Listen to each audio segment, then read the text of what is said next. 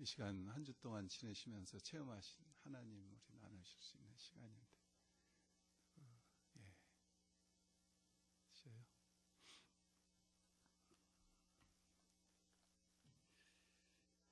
없으시면 우리 다 함께 일어나셔서 하나님 말씀 창세기에서 35장 1절부터 15절까지 좀 길지만은 저와 여러분이 교독하면서 읽어가겠습니다.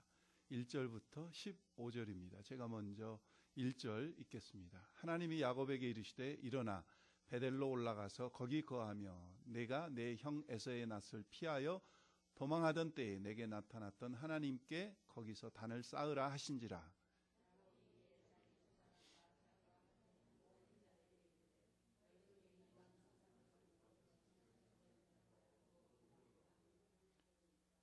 우리가 일어나 베델로 올라가자. 나의 환난 날에 내게 응답하시며 나의 가는 길에서 나와 함께 하신 하나님께 내가 거기서 단을 쌓으려 하노라 하매,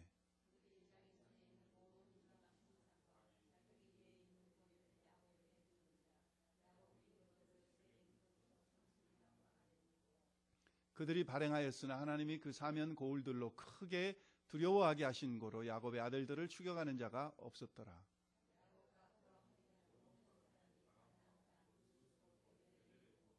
그가 거기서 단을 쌓고 그곳을 엘베델이라 불렀으니 이는 그 형의 낯을 피할 때 하나님이 그에게 거기서 나타나셨음이더라.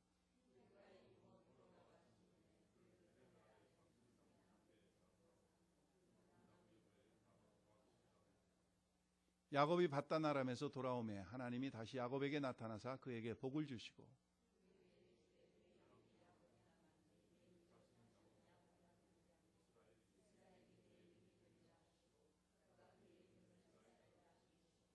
그에게 이르시되 나는 전능한 하나님이라. 생육하며 번성하라. 국민과 많은 국민이 내게서 나고 왕들이 내 허리에서 나오리라.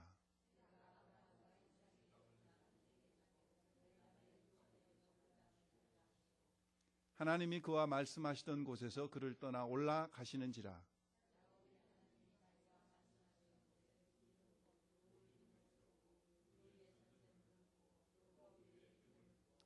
15절 같이 읽습니다. 하나님이 자기와 말씀하시던 곳의 이름을 베델이라 불렀더라. 아멘. 서신 채로 우리 같이 서로 인사합니다. 형제의 모습 속에 보이는 같이 노래하시면서 인사합니다.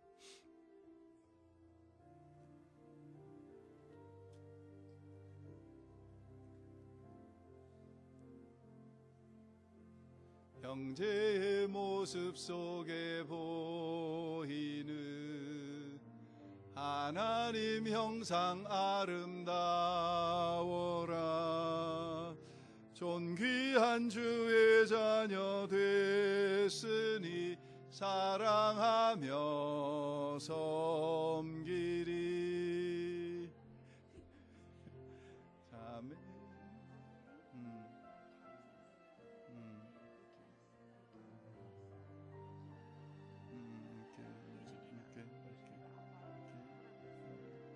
존귀한 주의 자녀 됐으니 사랑하며 섬기리.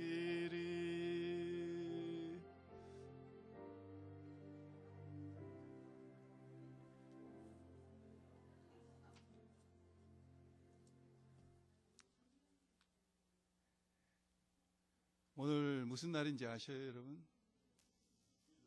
예, 주일날이에요. 맞아요. 주일날이고, 예, 성령이 강림하신 날이고, 주님이 부활하신 날이고, 그리고 여러분들 우리 교회 달력 보시면은 9월 8일 그래가지고 거기 뭐라고 써졌잖아요. Grandparents Day입니다, 오늘. 그래서 우리 집에, 우리 교회에 grandparents들 좀 한번 일어나셔요.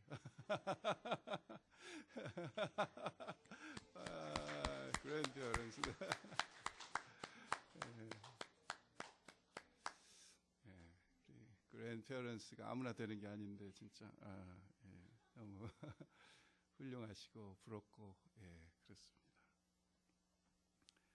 우리 데니스랑 홍지연 집사님도 멀리 또 크루즈 여행 가셨다가 이렇게 돌아오시고 정은석 형제는 아직도 아마 한국에 동생 결혼식 때문에 한국 방문 중에 있는 것 같아요. 우리는 때때로 인생을 돌아볼 때 우리 인생이 꼬일 때 처음부터 다시 시작하고 싶은 그런 마음들이 있습니다. 그렇죠.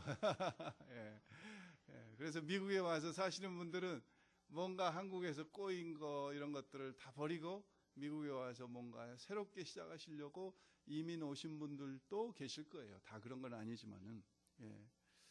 그래서 라틴 스테어라고 하는 켄터키에 사시던 그 노인이 85살로 돌아가시면서 그런 시를 쓰셨어요. 내가 만약 인생을 다시 산다면, 그런 제목으로 시를 썼는데, 내가 만약 인생을 다시 산다면, 나에게 만약 인생이 다시 주어진다면 결국은 다음에는 더 많은 실수를 저지르리라. 긴장을 풀고 살겠습니다. 회전목마도 자주 타겠습니다. 데이지꽃도 많이 꺾겠습니다. 여행도 가고 맨발로 걸으며 살겠습니다. 그런 시를 쭉 이렇게 했어요. 그 시의 결국 내용은 뭐냐면은 여유 있게 좀 살겠다. 그 다음에 또 한 가지는 더 사랑하며 살겠다. 근데 우리가 다시 태어나지 않아도 우리는 지금 그렇게 살 수 있어요. 그게 오늘 본문을 통해서 하나님이 주시는 메시지예요. 여러분, 매트릭스라고 하는 영화가 뉴 밀레니엄을 시작하면서 2000도를 시작하기 직전에 1999년도부터 매트릭스라고 하는 영화가 나왔어요. 그래서 1, 2, 3편, 2003년에 3편 마지막 나왔는데, 매트릭스 영화 보신 분 계셔요? 많이들 보셨어요. 저는 못 봤어요. 못 봤는데도 남대문 가본 사람보다 안 가본 사람이 더 잘 이야기하듯이 저는 매트릭스 영화 못 봤는데 영화 평을 봤어요. 그 매트릭스라고 하는 영화가 뭐냐면 결국 뉴 밀레니엄을 시작하면서 Another 1000 Years를 시작하면서 인류의 미래가 어떻게 될 건가. 그래서 2199년을 가정해서 이 인류는 어떻게 살아갈 건가. 결국은 인간의 만들어진 그 두뇌를 컴퓨터에 입력을 해가지고 그 컴퓨터의 조종에 의해서 살아가는 사람들의 삶을 계속 이야기하고 있습니다. 근데 그렇게 살아가다가 잘못되니까 그 프로그램 하나를 싹 바꾸니까 또 다시 돌아가고, 그런 이야기들이에요. 여러분, 컴퓨터가 갑자기 프리징 되거나 스탁 되면은 어떻게 합니까? 꺼버려요. 리셋 버튼을 누르든지 부팅을 하면은 다시 꺼졌다가 켜져요. 오늘 본문을 통해서 하나님께서는 우리가 스탁될 때, 뭔가 꼬였을 때, 뭔가 잘못될 때 그렇게 다시 부팅해서 다시 일어나기를 하나님은 원하세요. 아까 말씀드렸던 라틴 스테어와 같이 다시 죽었다가 태어나지 않아도 지금 우리는 그렇게 할 수 있다는 것이 오늘 본문을 통해서 베델로 올라가라고 하는 하나님의 음성 속에 담겨진 뜻입니다. 우리가 잘 알듯이 야곱의 일생은 어떻게 시작됐습니까? 이 부엘세바라고 하는 곳에서 사는 이삭과 레베카라고 하는 어머니 사이에서 애를 갖지 못하다가 나중에 늦게 쌍둥이를 낳았는데 그 쌍둥이 중에 하나가 야곱이고 형이 에서였습니다. 우리가 잘 아는 대로 이 야곱은 형에게 팥죽 한 그릇을 팔아서 장자권을 샀어요. 그리고 아버지를 속여서 장자로서 받아야 될 두 배의 복을 받았어요. 비록 팥죽 한 그릇에 장자권을 팔았지만 에서가 심히 분노해서 그 동생 야곱을 죽이려고 할 때 어머니 리브가의 도움을 받아서 야곱은 외삼촌 밧단 아람에 있는 외삼촌 라반의 집으로 도망갑니다. 그때 부엘세바는 지금 가자 스트립, 이 이스라엘 중에서도 이스라엘 땅이 아니고 저 남쪽, 지금은 이스라엘 땅이에요. 부엘세바. 그런데 아랍 쪽으로 남쪽이에요. 거기서 지금 이제 이 북쪽을 향해서 베들레헴을 지나고 예루살렘을 지나고 그 다음에 이제 잡던 곳이 창세기 28장에 나오는 루스라고 하는 곳이에요. 루스. 그것을 나중에 뭐로 불렀죠? 베델로 불렀어요. 그 길은 산능성입니다. 혼자 돌베개를 베고 쓸쓸하게 위험하게 자다가 그 혼자 자고 있는 야곱을 우리 주님이 하나님이 찾아오셔서 만나주시고 거기서 약속을 주셔요. 내가 너를 안전하게 돌아오게 하리라. 창세기 28장에 보면은 그리고 내가 너를 복을 주고 너희 후손에게 복을 주겠다. 그때 우리가 잘 아는 대로 야곱이 거기서 세 가지 소원을 하나님께 드립니다.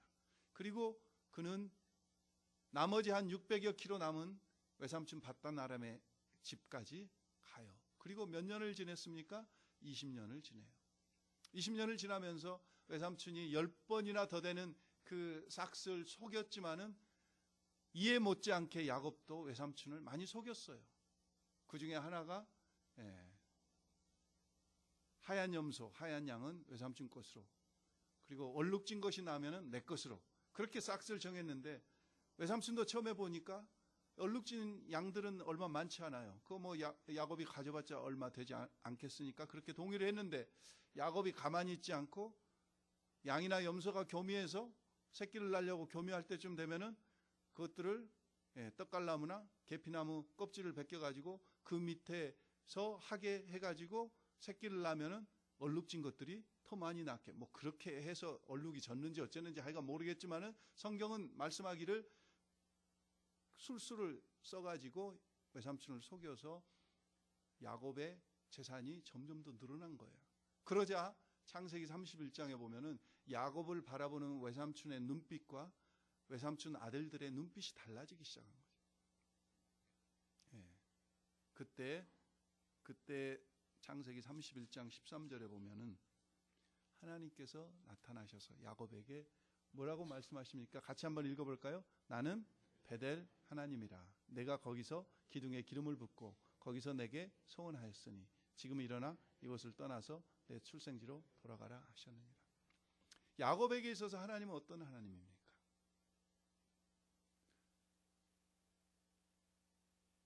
전능하신 하나님, 사랑이 많으신 하나님, 신실하신 하나님, 여러 가지로 이야기할 수 있지만은 야곱에게 있어서 하나님은 반드시 그 앞에 누가 붙어요? 베델의 하나님, 베델의 하나님, 베델의 하나님. 이때도 그래서 하나님께서 이 베델의 하나님을 계속 리마인드 시켜주셨어요. 그러면서 외삼촌 라반의 집을 떠나라. 외삼촌 라반의 집에서 위기에 처할 때 하나님이 먼저 찾아오셨어요. 약복강가에서 여러분 32장 24절, 창세기 32장 24절 보시면은 그 32장 24절에 또 지금 형이 에서가 400명의 훈련된 사람들을 데리고 찾아온다고 했을 때 지금 야곱의 인생에 있어서 가장 걸리는 걸림돌은 뭡니까? 형 에서의 문제예요.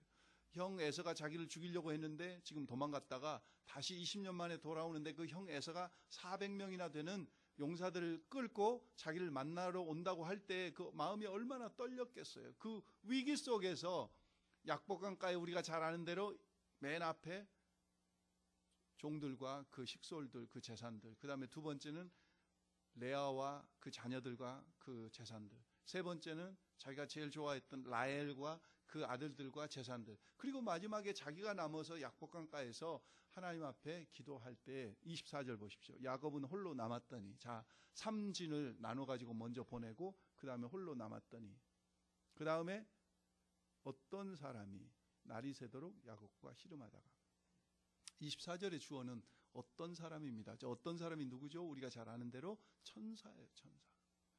야곱이 베델에서 위기에 처했을 때, 외삼촌 라반의 집에서 위기에 처했을 때, 그리고 약복강가에서 형 에서를 만나기 전에 위기에 처했을 때 누가 나타나셨어요? 하나님이 먼저 나타나셨어요. 하나님이 먼저 나타나셨어요. 오늘 지금 35장 1절에도 보면은 이 세겜에서 디나의 사건으로 인해서 엄청난 위기에 처했을 때 누가 나타나셨어요? 하나님이 나타나셨어요. 하나님이 먼저 나타나셨어요. 야곱의 인생에서 꼬일 때마다 하나님이 먼저 찾아오셨어요. 베델에서, 약복강가에서, 밧단 아람에서, 세겜에서. 오늘 저와 여러분이 어떤 인생의 문제를 만날 때, 위기 속에서 항상 우리를 먼저 찾아오시는 분은 누구셔요? 하나님이셔요. 하나님이셔요. 먼저 찾아오셔요. 먼저 사랑하셔요. 먼저 은혜를 베푸셔요. 먼저 약속을 주셔요. 먼저 축복해 주셔요. 이게 하나님이에요. 우리가 이니시에이트를 쥐고 우리가 하나님께 나가는 것 같지만은 하나님이 먼저 우리를 찾아오신다는 거죠. 야곱을 먼저 찾아가시고 야곱에게 먼저 말씀하시고 먼저 은혜를 베푸시듯이 하나님은 먼저 우리에게, 우리가 잘 아는 에베소서 2장 8절에 보면은 우리가 그 은혜를 인하여 믿음으로 말미암아 먼저 우리에게 은혜를 베푸셨어요. 그래서 우리가 그 은혜에 반응하는 것이 우리의 믿음이에요. 하나님은 먼저 저와 여러분을 찾아오셔서 야곱에게 말씀하시듯이 지금도 말씀하시고 해결책을 우리에게 제시하고 계신 줄 믿습니다. 변화를 원하지만은요, 그 변화할 힘이 우리에게는 없어요. 그래서 위로부터 주어져야 돼요.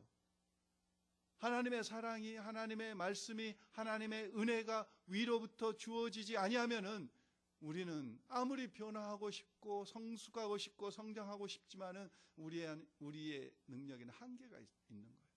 그래서 하나님이 먼저 찾아오셔요. 이게 하나님의 법칙이에요. 두 번째는 본문에 들어가기 전에 야곱의 생애에서 우리가 깨달을 수 있는 것은 지금 세겜에서 창세기 우리가 5장을 본문으로 읽었습니다. 34장에 세겜에서 디나의 하나밖에 없는, 아들은 12명이나 있었지만 하나밖에 없는 그 디나가 이 세겜 족속, 세겜의 하몰의 아들 세겜에게 겁간을 당합니다.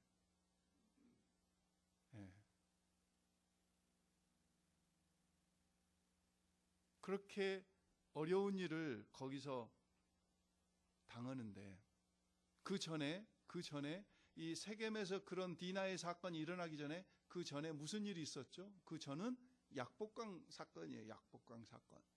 우리가 31장 32장에 보면은 약복강에서 계속 하나님 앞에 자아가 깨지고 내려지고 자신의 정말 얼마나 부끄러운 모습이에요. 맨 앞에는 종들과 그 다음에 레아 가족과 아들들, 그 다음에는 라헬, 그 다음에 자기는 맨 나중에 남아가지고 얼마나 이기적인 야곱의 그 얄팍한 모습이에요. 그런 자아가 그 약복강가에서 철저하게 깨짐으로 형 에서를 만날 때 놀랍게 자기를 죽일 줄 알았던 그 형 에서를 하나님께서 그 마음을 녹여주셔가지고 그 형 에서와 화해하고 용서하고 포옹하고 그 관계가 회복되는 놀라운 사건을 어디서 경험해요? 약복강에서 경험해요. 자, 여러분 보세요. 기도가 응답됐어요. 우리가 하나님의 놀라운 은혜를 체험했어요. 문제가 해결됐어요. 하나님을 만났어요. 은혜를 받았어요. 말씀을 받았어요. 그러면은 그 다음에 뭔가 변화가 있을 법한데, 아까 우리 창세기 31장 13절 봤죠? 밧단 아람에서 하나님께서 야곱 보고 밧단 아람 외삼촌 집을 떠나라고 말씀하셨을 때 어디로 가라는 거예요? 어디로 가라는 거예요? 베델에 하나님이 나타나셔서 베델로 가라고 리마인드 시켜주신 거예요.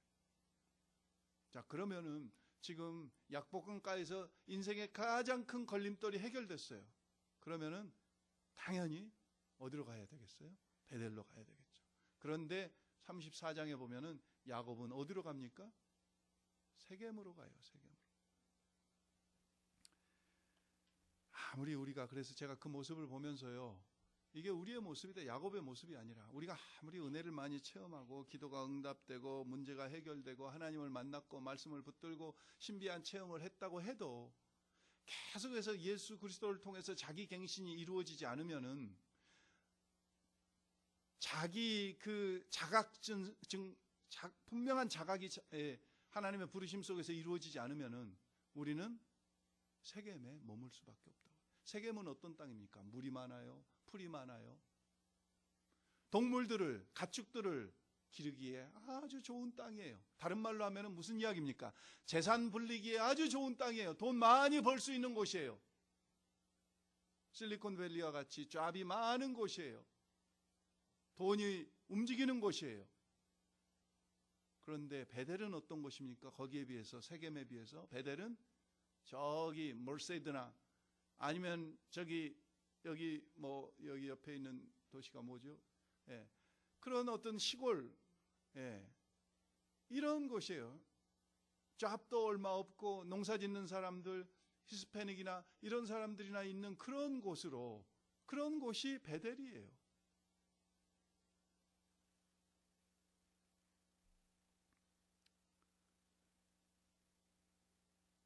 오늘 우리는 하나님의 부르심보다는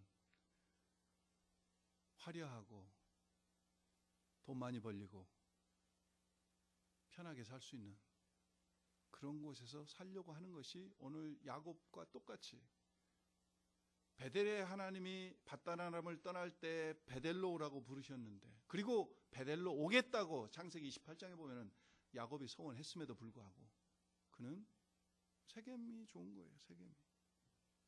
여러분, 우리의 부르심은요, 우리의 부르심은 세겜으로 부르심이 아닙니다. 짐승이나 잘 키우고 편안하게 안락하게 재산이나 많이 불려가면서 살으라고 우리를 세겜으로 부르신 게 아니라는 거죠. 여러분, 세겜과 베델은 거리상으로는, 지리학적으로 거리상으로는 48km 정도밖에 안 돼요. 48km. 별로 먼 거리가 아니에요. 그런데 세겜과 베델은 영적으로는 굉장히 먼 거리입니다. 굉장히 먼 거리예요.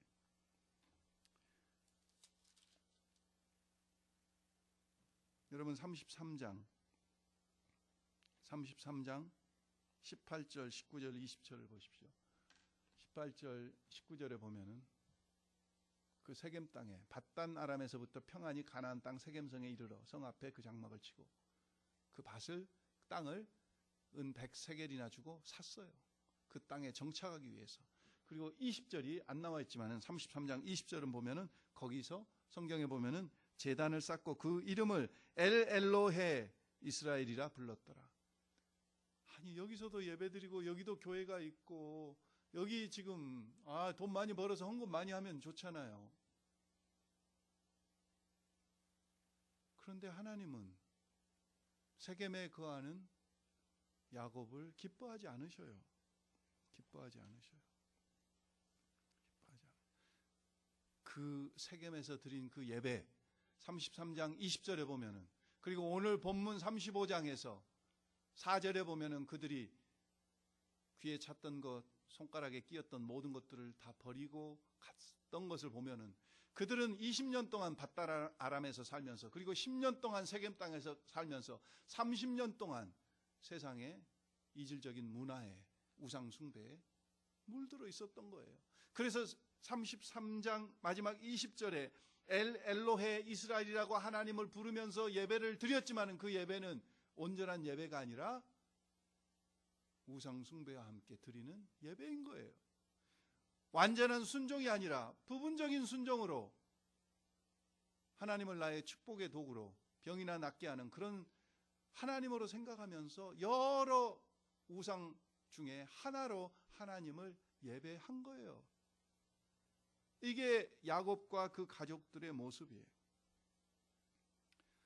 여러분, 우리의 인생에 꼬인 우리 부분을 푸는 길은 하나님의 약속이 있는, 그리고 첫사랑이 있는 그곳으로 돌아가는 것뿐입니다.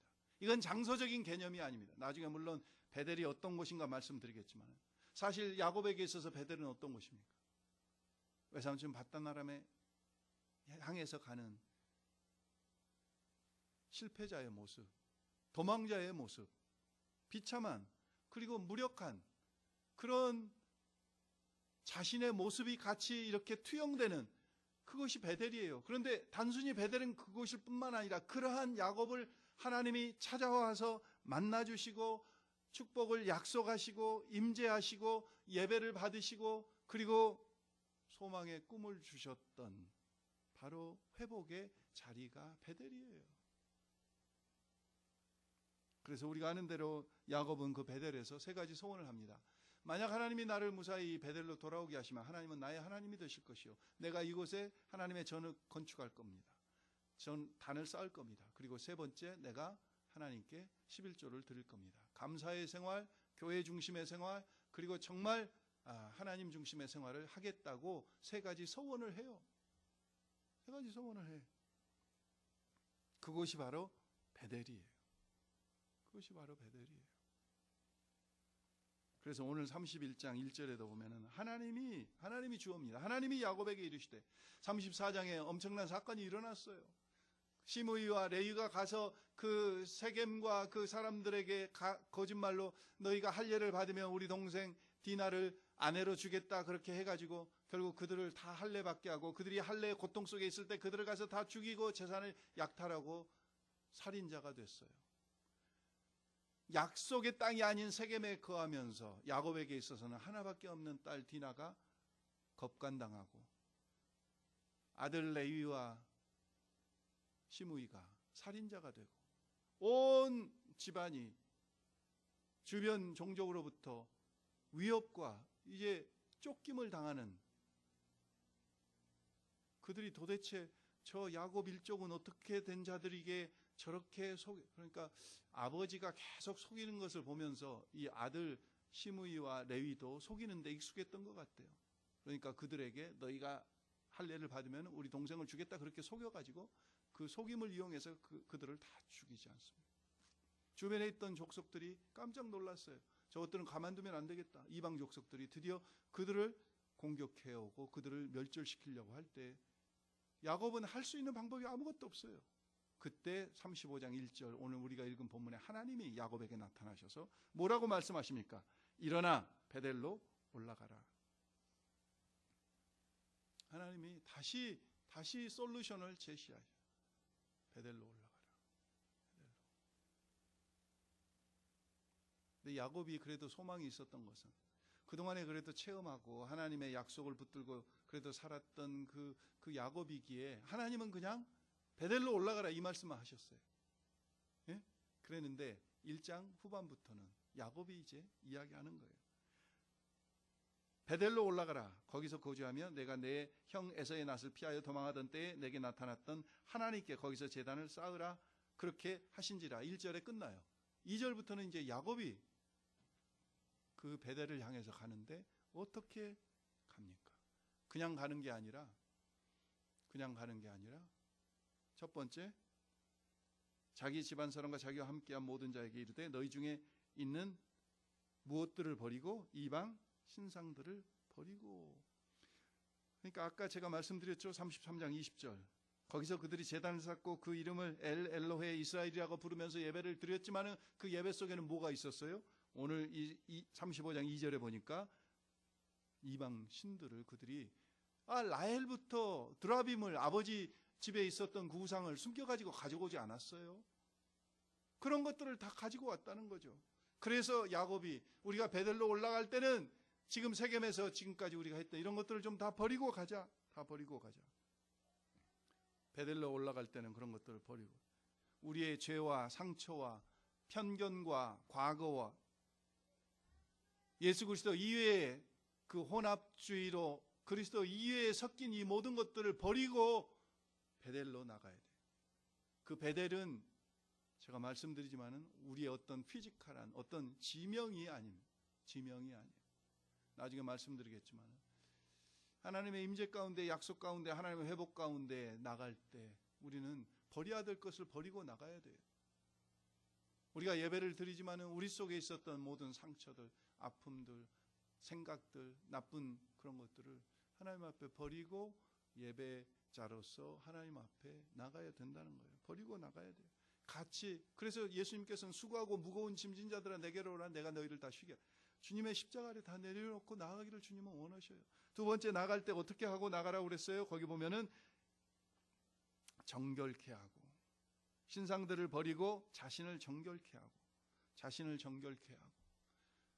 본문에는 안 나왔지만 그때 그들은 틀림없이 속죄 제사를 드렸을 거예요. 그 당시 정결케 할 수 있는 방법은 뭡니까? 하나님 앞에 속죄 제사를 드리는 방법밖에 없어요. 우리가 하나님을 이렇게 만홀히 여겼구나. 이방신들을 품고 하나님 앞에 예배를 드렸구나. 하나님을 부르면서도 우리는 이방신을 똑같이 불렀구나. 하나님을 이방신 중에 하나로 생각했구나. 하나님 앞에 회개하는 마음으로 그들은 속죄제를 그게 바로 정결케 하는 거예요. 오늘 우리는 어떻게 우리가 하나님 앞에 정결케 될 수 있습니까? 예수 그리스도의 보혈 이외에는 다른 방법이 없어요. 다른 방법이 없어요. 그래서 베드로전서 1장 18절 19절에 보면 너희가 알거니와 너희 조상이 물려준 헛된 행실에서 대속함을 받은 것은 은이나 금같이 없어질 것으로 된 것이 아니요 오직 흠없고 점없는 어린 양 같은 그리스도의 보배로운 무엇으로 된 것이라고요? 피로 된 것이다. 예수 그리스도의 피로. 우리는 예수 그리스도의 보혈로만이 정결케 될 수 있어요. 다른 방법이 없어요. 그래서 그 보혈을 의지하고 그 보혈을 소망하고 바라보고 그 보혈 앞에 우리의 모든 것들을 내려놓고 그 다음에 세 번째 거기 보니까 의복을 너희들의 의복을 바꾸어 입으라. 이 의복을 바꾸어 입으라고 하는 히브리 말의 원래의 뜻은 뭐냐면은 외투를 갈아입으라 그 이야기.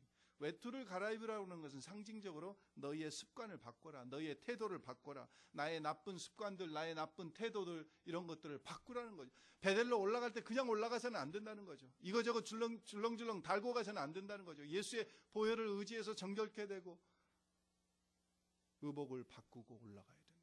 그래서 에베소서 4장에서는 뭐라고 그랬어요? 같이 한번 읽어볼까요? 너희는 유혹의 욕심을 따라 썩어져가는 구습을 쫓는 옛사람을 벗어버리고 오직 심령으로 새롭게 되어 하나님을 따라 의와 진리의 거룩함으로 지으심을 받은 새 사람을 입으라. 그런즉 거짓을 버리고 각각 그 이웃으로 더불어 참된 것을 말하라. 이는 우리가 서로 지체가 됨이니라. 아멘. 로마서 13장에서도 같이 읽겠습니다. 오직 주 예수 그리스도로 옷 입고 정욕을 위하여 육신의 일을 도모하지 말라. 의복을 바꿔야 돼. 예수 그리스도로 옷 입어야 돼. 예수 그리스도의 보혈로 정결케 하고 예수 그리스도로 옷 입고 베델로 가는 사람들은 그렇게 나가야 돼요.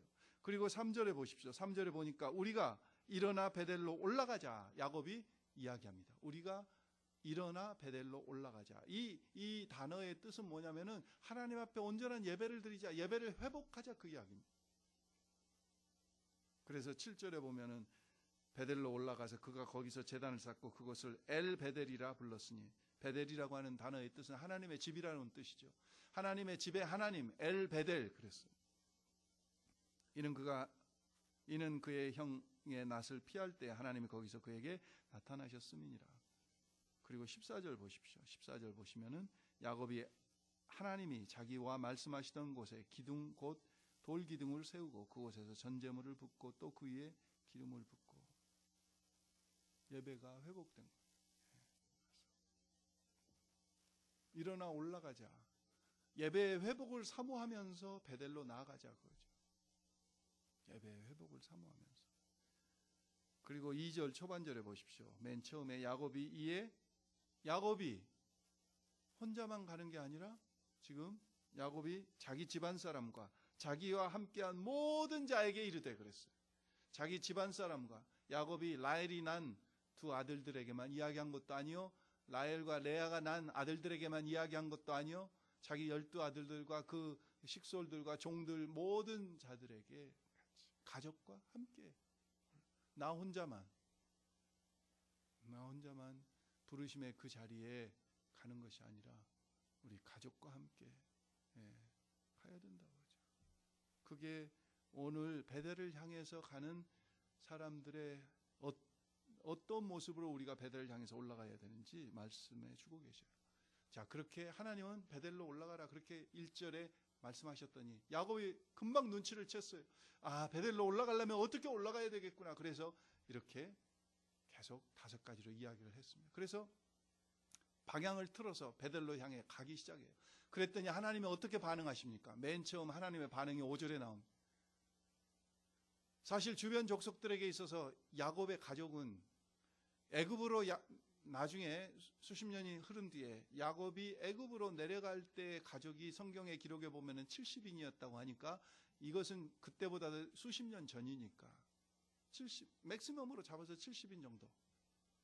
그런데 주변의 부족들은 수백 명, 수천 명 되는 큰 부족들입니다. 그들이 야곱을 공격해서 그들을 몰살시키려고 하면은 얼마든지 할 수 있어요. 그런데 5절에 보니까 하나님께서 어떤 방법을 쓰셨는지는 모르겠지만 거기 5절에 뭐라고 나타납니까? 하나님이 그 사명 고울들로 크게 두려워하게 하셨으므로, 두려워하게 하셨다는 거죠. 어떤 방법으로 그들을 두려워하게 하시는지는 몰라요. 성경에 기록이 안 돼 있어요. 그런데 하나님께서 그들을 두려워하게 하셔서 추격하지 못하게 하셔요. 다른 말로 하면 하나님께서 그들의 무엇을 보장하셔요? 시큐리티를, 안전을 보장하셔요.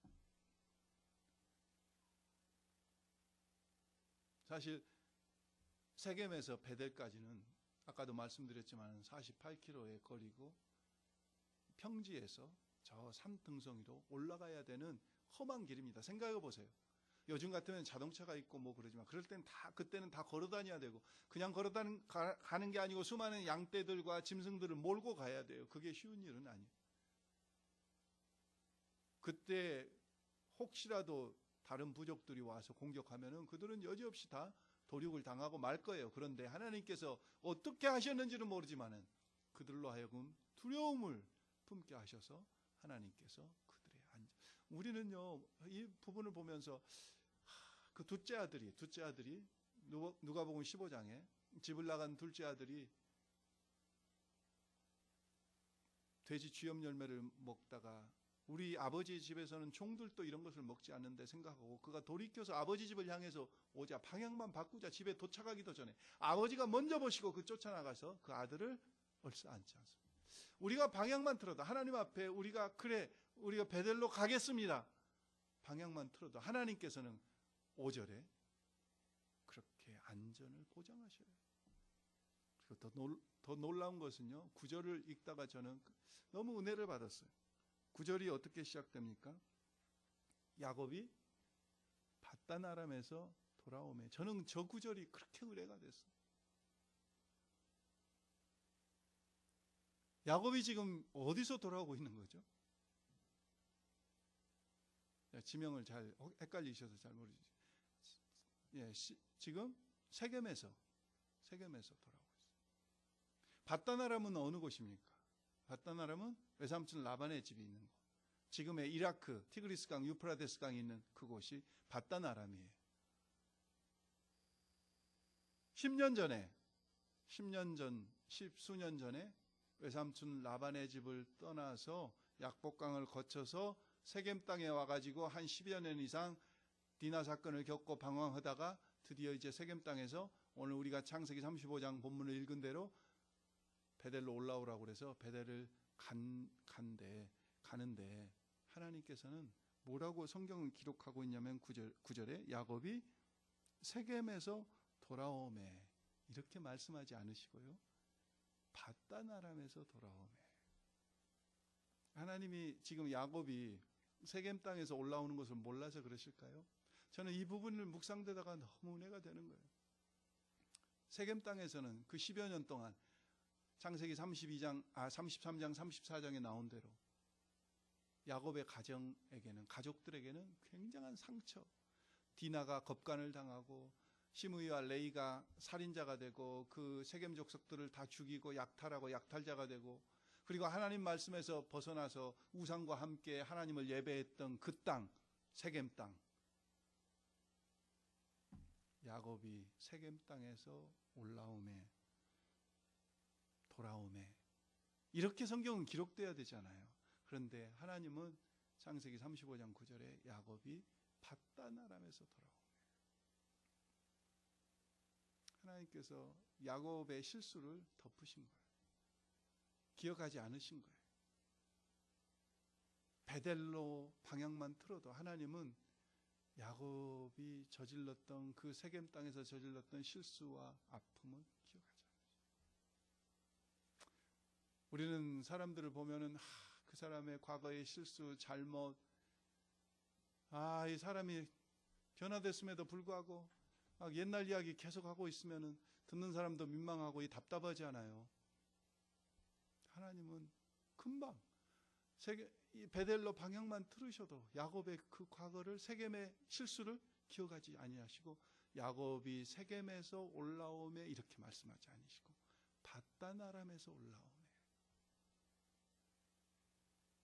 제가 제가 친구들 가끔 만나면은 참 옛날 이야기하니까 좋지만은 잠깐 순간이에요. 그 과거의 옛날 이야기를 계속 할 때 정말 나중에는 피곤하고 듣기 싫고, 앞으로의 이야기, 현재의 이야기, 변화된 우리의 삶을 나누면서 나가야 될 텐데, 과거의 그 이야기만, 과거만 계속 이야기하고 있는 것을 볼 때 너무 답답해요. 물론 모든 친구들이 그런 건 아니지만은, 하나님은 이 세겜에서의 야곱을 기억하지 않으시고 봤단, 이게 하나님의 헤세드예요. 이게 하나님의 인자예요. 이게 하나님의 은혜예요. 그러시면서 10절에 야곱에게 나타나서 그에게 복을 주시고, 하나님이 그에게 이르시되 내 이름이 야곱이지만은 내 이름을 다시는 야곱이라 부르지 않고, 약복강가에서 말씀하셨던 그 이름을 다시 한번 또 컨펌해 주셔요. 그러니까요, 우리가 성도라고, 우리가 거룩한 교회라고 하나님께서 우리를 칭해 주셔서 우리가 그 삶이 그대로 다 변화되지 않잖아요. 그래서 하나님께서 야곱이 약복강가에서 이름을 야곱이라 부르지 않으냐, 이스라엘이라 부르라고 말씀해 주셨는데, 십수년이 지난 다음에 베델에 올라와서 다시 그것을 컨펌해 주셔요. 그렇다 야곱아, 너는 구별된 자다. 그 이름을 다시 컨펌해 주셔요. 이게 하나님의 두 번째 축복이에요. 세 번째는 11절에 하나님이 그에게 이르시되 나는 전능한 하나님이라 생육하며 번성하라. 한 백성과 백성들이 총회가 내게서 나오고 왕들이 내 허리에서 나오리라. 무엇에 대한 약속입니까? 하나님의 나라의 확장과 너의 후손을 통해서 메시아가 이 땅에 오시겠다고 하는 약속이에요. 제일 큰 이스라엘 백성들은 무엇보다도 메시아를 기다리자. 이 메시아에 대한 하나님의 놀라운 축복의 약속이에요. 야곱아, 세겜의 실수를 기억하지 않으셔요. 주변의 족속들을 다 두려움에 떨게 하셔서 안전을 보장하셔요. 그리고 무엇보다도 그들에게 가장 큰 축복인 메시아를 통한 그의 나라가 회복될 것을, 이 야곱을 통해서 회복될 것을 하나님이 약속하셔요. 그리고 네 번째 12절에 내가 아브라함과 이삭에게 준 땅을 내게 주고 내가 내 후손에게도 그 땅을 주리라 하시고, 후손들까지 그 땅의 기업에 대한, 물질에 대한 축복, 후손에 대한 축복을 약속하셔요. 우리가 거할 곳 베델은 어떤 곳일까요? 마지막으로 이 말씀만 드리고 말씀을 마칩니다. 우리가 거할 곳, 하나님이 야곱을 부르시는 그 베델은, 우리에게 있어서 베델은 어느 곳일까요? 제가 이스라엘에 가서 몇 개월 있으면서 그 베델을 여러 번 가봤어요. 베델이 그 성경에 숨은 이야기들이 많잖아요. 베델에 가서 가만히 앉아 있어 보기도 하고 묵상도 하고 성경도 읽고. 우리에게 있어서 베델은 어딜까? 하나님의 약속이 있는 곳, 하나님이 부르신 곳, 예배가 있는 곳, 무엇보다도 예수 그리스도가 우리의 베델이에요. 하나님은 예수 그리스도를 통해서 우리를 부르셨잖아요. 복음으로 우리가 살기를 원하시고, 세겜에서 살기를 원하지 않으셔요. 예수 그리스도로 우리가 살기를 원하시고, 세상과 타협해서 야곱의 가족들이 다른 이방 신상들을 가지고 하나님께 예배드렸던 그런 모습으로 살기를, 그런 혼합주의 속에서 우리가 살기를 원하지 않으셔요. 베델은 어려운 곳입니다. 세겜은 편한 곳이에요. 세겜은 재산을 많이 늘릴 수 있는 곳입니다. 베델은 짭이 없는 곳이에요. 세상적으로는 전혀 삭막한 곳이에요. 지금도 산 등성이에요. 사람들이 잘 다니는 곳이 아니에요. 그러나 그곳에 무엇이 있기에? 하나님의 약속이 있기에, 하나님의 임재가 있기에, 하나님의 예배가 있기에, 예수 그리스도가 있기에. 오늘 우리 교회도 마찬가지예요. 여러분들이 이 교회에 오시기 전까지 수많은 교회들 지나오셨을 거예요. 위치도 좋은 위치가 아니에요. 프로그램도 그렇게 많지도 않아요. 그러나 하나님을 향한 예배가 있고 하나님의 임재가 있고 이곳에서 나를 부르신 부르심이 있기 때문에 우리가 이렇게 하나님께 나와서 예배드리는 줄 믿습니다. 하나님, 우리가 살 길은, 우리가 거할 곳은 하나님의 약속이 있는 곳이에요. 세겜이 아니에요. 편한 곳, 쉬운 곳, 재산을 많이 늘려가는 곳.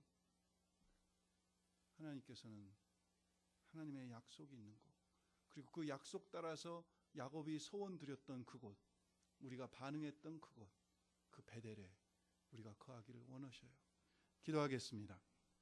살아계신 아버지 하나님, 우리가 이 세상을 살면서 참 많은 유혹이 있고 또 세겜에서 살고 싶은 그런 연약함이 있고 또 약복강가에서 살아계신 하나님 앞에 그렇게 간절히 매달렸던 체험도 있지만 우리는 또 쉬 그 하나님의 은혜를 잊어버리고 베델을 바라보지 못하고 세겜 땅에서 머무르는 그런 어리석은 저희임을 주님 앞에 고백합니다. 그런데 감사하게도 그런 야곱에게 하나님이 먼저 찾아가셨듯이 그런 우리에게도 먼저 찾아오셔서 말씀하시고 불러주시고 또 방향을 제시해 주신 하나님 감사드립니다. 오늘 그러한 하나님의 사랑과 먼저 저희를 찾아주신 하나님의 사랑 앞에 야곱과 같이 바로 반응할 수 있도록 주여 저희들에게 믿음을 더하소서. 베델을 올라갈 때 그냥 가지 않게 하시고 버릴 것을 버리고 가게 하시고 옷을 바꿔 입고 가게 하시고 정결케 하며 가게 하시고 아버지 하나님 정말 예배를 회복하며 사모하는 마음으로 가게 하시고 온 가족과 함께 가는 그러한 모습들을 저희들에게 더하여 주시기 원합니다. 예수만이 우리의 베델이요 우리가 거할 것이요 예배가 있는 것이 약속이 있는 것이 복음이 있는 것이 우리가 거할 곳인 줄 믿습니다. 우리의 신앙의 뿌리를 아버지 하나님 바로 두고 살아가도록 저희를 인도해 주시옵소서. 하나님 감사합니다. 그러한 자들로 그러한 지체들로 한 분 한 분을 불러주셨음을 감사드립니다. 베델을 향해 나아가는 야곱에게 주셨던 놀라운 하나님의 축복들이 귀한 심령들에게 그대로 임하게 하시옵소서. 예수님의 이름으로 간절히 축복하며 기도했습니다. 아멘.